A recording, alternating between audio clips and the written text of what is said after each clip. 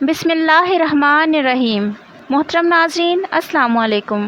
محمد بن سعد بیان کرتے ہیں کہ حضرت علی رضی اللہ تعالی عنہ فرماتے ہیں، ایک مرتبہ نبی پاک صلی اللہ علیہ وآلہ وسلم نے مجھے یمن کی طرف بھیجا۔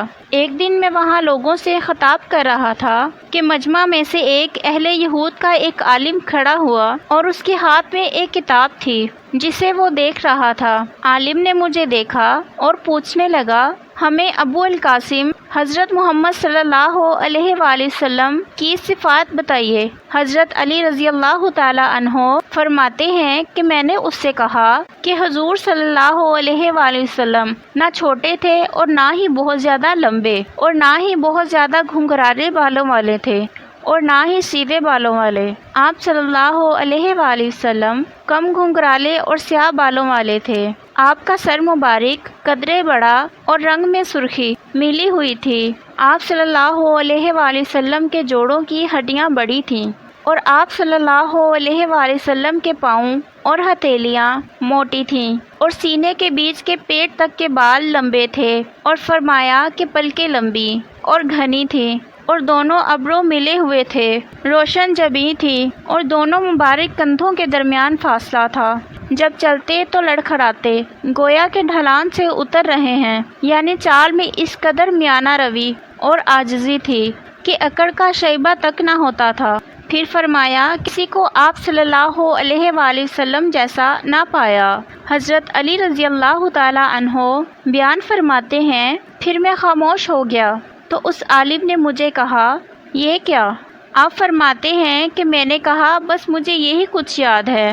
تو کہنے لگا، سنیے، آپ صلی اللہ علیہ وآلہ وسلم کی آنکھوں میں سرخ ڈوریں تھیں اور آپ صلی اللہ علیہ وآلہ وسلم کی داڑھی مبارک اور منہ خوبصورت ہے، اور آپ صلی اللہ علیہ وآلہ وسلم کے کان مکمل ہیں، اور آپ صلی اللہ علیہ وآلہ وسلم پوری طرح سامنے آتے ہیں اور پوری طرح پیٹھ پھیرتے ہیں، یعنی مڑ مڑ کر اور چہرہ گھما گھما کر دیکھنا آپ کی شان نہیں ہے۔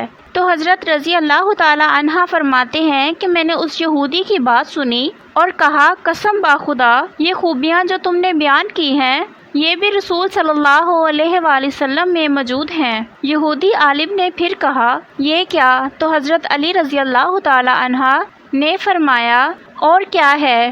تو یہودی کہنے لگا کہ رسول صلی اللہ علیہ وآلہ وسلم میں جھکاؤ پایا جاتا ہے۔ تو آپ نے فرمایا کہ یہ بات تو میں نے تمہیں پہلے ہی بتا دی ہے۔ تو یہودی عالم نے کہا کہ میں نے یہ خوبیاں اس کتاب میں پائی ہیں جو کہ میرے ہاتھ میں ہے، اور ہمیں معلوم ہے کہ اسے حرم الہہ کے گھر میں امن کی جگہ مبعوث کیا جائے گا، پھر وہ ایک حرم کی طرف ہجرت کرے گا اور پھر اسے وہ حرم بنا دے گا، اور پھر اس کی حرمت اس کے حرم کی طرح ہوگی جسے اللہ نے حرم بنایا ہے، اور ہم ان لوگوں کو اس کے انصار پاتے ہیں جن کی طرف وہ ہجرت کرے گا، اور وہ لوگ عمر بن عامر کی اولاد میں سے ہیں جو کھجوروں کے درختوں اور زمینوں کے مالک ہیں، جو پہلے یہودی تھے۔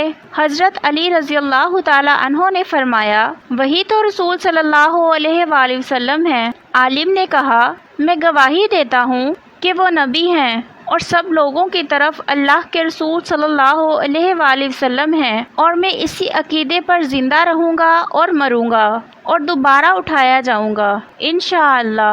راوی بیان کرتے ہیں کہ وہ یہودی عالم حضرت علی رضی اللہ تعالی عنہ کی وہاں موجودگی کے دوران اکثر آپ کے پاس آیا کرتا تھا، اور آپ اسے قرآن پاک پڑھاتے تھے اور اسے اسلامی احکام سکھاتے تھے، حتیٰ کہ آپ رضی اللہ تعالی عنہ اور وہ عالم وہاں سے نکل پڑے۔ منقول ہے کہ وہ عالم امیر المؤمنین حضرت ابو بکر رضی اللہ تعالی عنہ کے زمانہ خلافت میں فوت ہوا اور رسول صلی اللہ علیہ وآلہ وسلم پر ایمان لاتا تھا اور آپ کی تصدیق کرتا تھا۔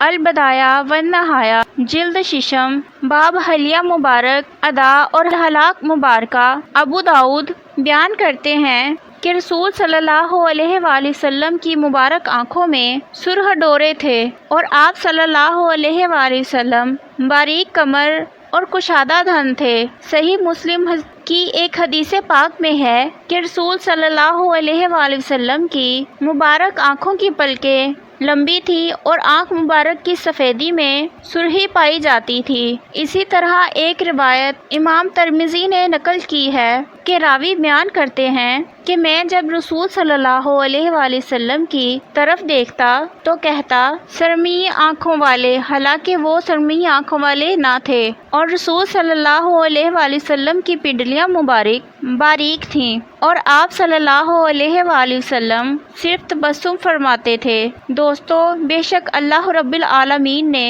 اپنے محبوب سرور کائنات حضرت محمد مصطفیٰ صلی اللہ علیہ وآلہ وسلم کو خوبصورت سیرت پیدا فرمایا ہے کہ جن کے حسن اور سیرت کی مثال نہ پہلے کبھی تھی، نہ ہے اور نہ ہی کبھی ہوگی۔ حسن مصطفیٰ صلی اللہ علیہ وآلہ وسلم پر کتب احادیث میں درجنوں روایات دی گئی ہیں، جن میں سے ہم نے چند پر روشنی ڈالی ہے۔ دعا ہے کہ اللہ رب العالمین آپ صلی اللہ علیہ وآلہ وسلم کے ذکر خیر کو اپنی پاک بارگاہ الہی میں قبول و منظور فرمائے اور ہمیں سیرت مصطفیٰ صلی اللہ علیہ وآلہ وسلم پر عمل پیرا ہونے کی توفیق عطا فرمائے، آمین۔ محترم ناظرین، اگر آپ کو اللہ کے محبوب کی یہ تعریف پسند آئی ہے تو ویڈیو کو شیئر ضرور کریں، ویڈیو کو لائک کریں، چینل کو سبسکرائب کریں۔